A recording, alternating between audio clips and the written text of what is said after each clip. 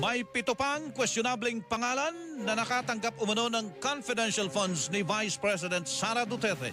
Ayon kay House Deputy Majority Leader Paulo Ortega V, kabilang sa mga pangalang nakita sa acknowledgement receipts na nakatanggap umano ng confidential funds ng Vice Presidente ay Dodong Alcala, Dodong Bina, Dodong Bunal, Dodong Darong, Dodong S. Barok, J. Camote, Miggy Mango.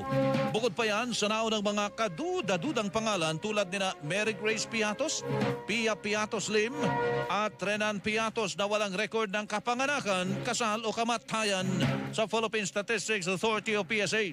Matatandaang inimbestigahan ng House Committee on Good Government and Public Accountability ang issue ng confidential funds ng Office of the Vice President at Department of Education sa ilalim ng pamuno ni Duterte.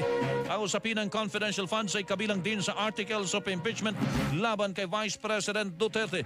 Ngunit sa unang paliwanag ni Vice President Duterte, legal at tamaan niyang paggamit ng confidential funds ng kanyang tanggapan.